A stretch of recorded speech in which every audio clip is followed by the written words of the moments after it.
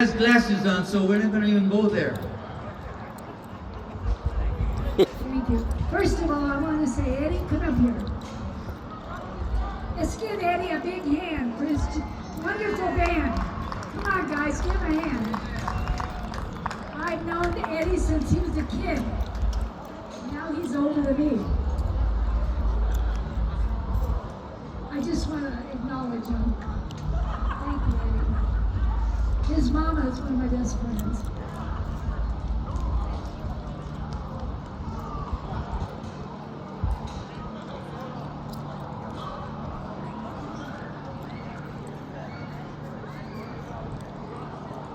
Can I sit down?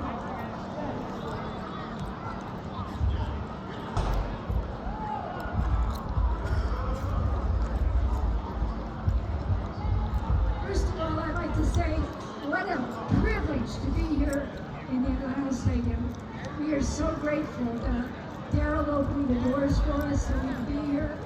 And I'm excited to see our moms and dads and our veterans. It's a wonderful day.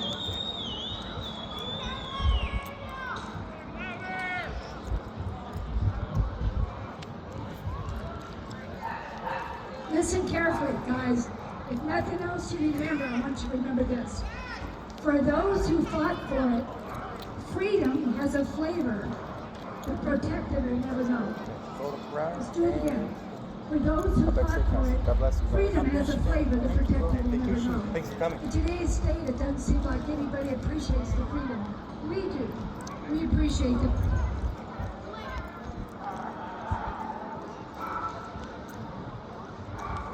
I don't know if you're aware or not, but I'm going to give you some statistics. They're not very detailed, but think about what the freedom that we have today, what it costs. Between the War of the Revolution, War of 1812, Mexican War, Indian Wars, Civil War Union, Civil War Confederacy, Spanish-American War, World War I, World War II, Cold War era, Korean War, Vietnam War, Grenada, USS Stark, Persian Gulf War, Somalia, and Kosovo, and now we're in another war. There were exactly 1,904 POWs MIA missing in action. Listen to that. For our freedoms, they're still out there somewhere. 1,904 have given of their lives. Whether they're alive or dead, I don't know. But that's our POWs MIAs from all the wars. That's unacceptable. Because when you go into the service, they know your footprint, your neck size, your shirt, everything about you. Let's find these people. They mean something to somebody.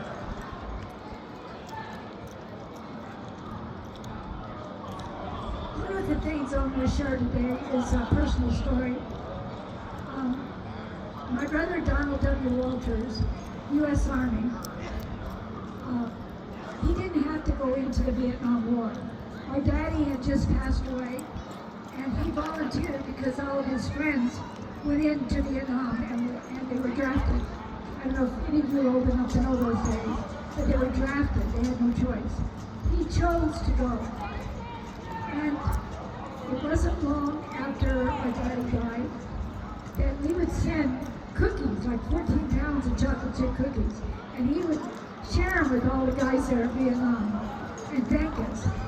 The next correspondence I got from him was actually nothing.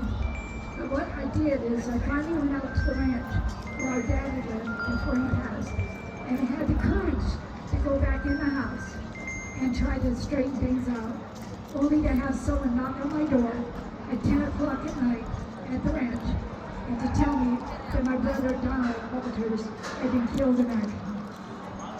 I cannot tell you what this means. My husband was in the Air Force at the time, out here at George, and he went up to San Francisco to retrieve the body when I came back. And when he went there, he rode on the train with my brother. And I asked him to please make sure it's my brother, make sure. And it was unviewable. The Army had said it was unviewable. No one could see it.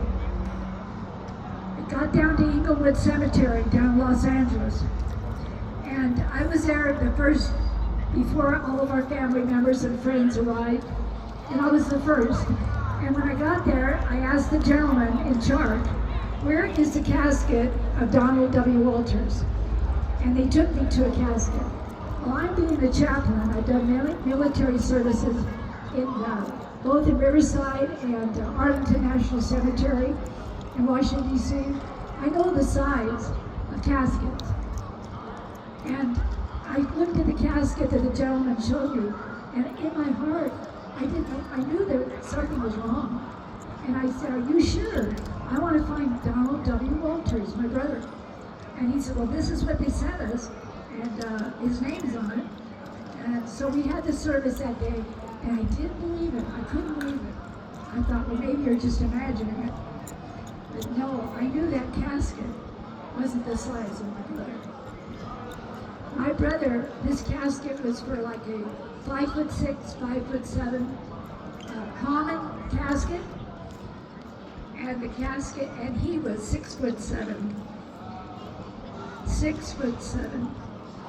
I had reports from JPAC in Honolulu, Hawaii, that took care of Asia and those deceased in Vietnam. And they said his name wasn't even on the roster, supposedly, where he was killed off of a helicopter when it crashed. I had them meet me as I was then president and founder of Rolling Thunder, California. We were in Washington, D.C. for the ride. As you know, it goes every year. And I had people from JPAC meet me there. And they got me this big booklet, and it said that his body was intact, meaning it would be pieces, in other words, because in war anything can happen, right? But it said it was intact, and that he was identified from he was burned from his torso up. I still didn't believe it. So I contacted Washington, D.C. again, and I got a portfolio of supposedly how he died.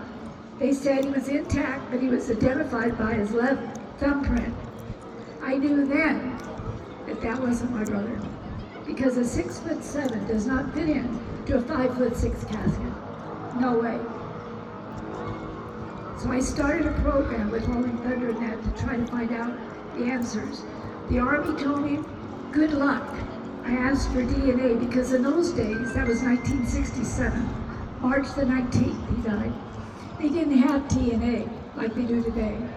I asked if he could be exhumed from the grave there in Inglewood National Cemetery in Los Angeles, and they said, no, they can't. And I said, why can't you? You know about everything of a man or a woman when they go into service. Why can't you find out? That's going to be a loved one of somebody else to have closure. I want to know what my brother is. Is he dead or is he alive? And to this day, there's something on the internet. It's called a virtual wall. And I want to read something to you.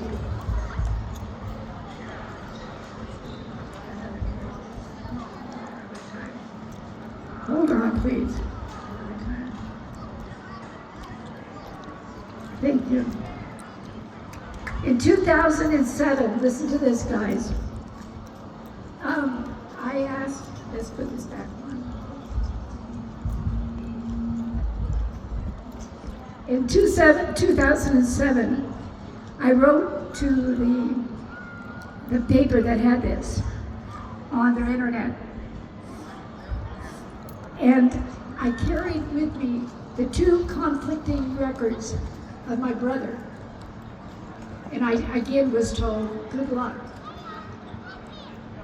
Well, it was several years later, and you have to remember this is back in 1967.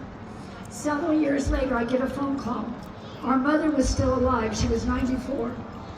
And she grieved all these years about my brother, because that was all we had, my brother and I.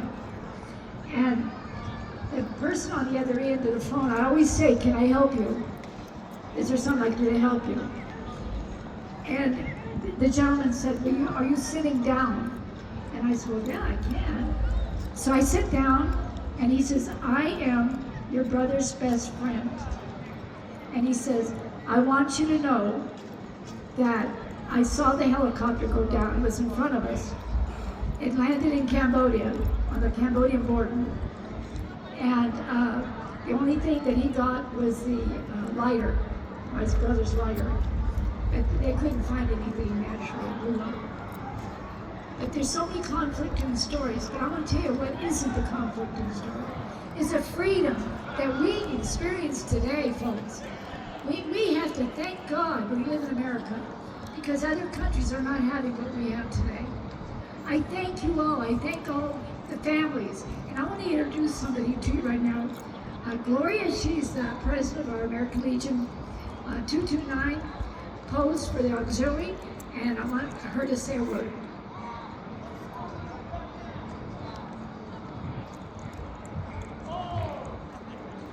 Good afternoon. I am honored to be here. Like she said, I am Gloria Garrett, the president of the American Legion Auxiliary Unit 229, located here in Adelanto. One thing I'd like to say for you veterans, if you are looking for your benefits, we have a service officer there that can help. Okay, again, I salute you. I pray with you. I thank God for you, your sacrifice, and also your families. Thank you.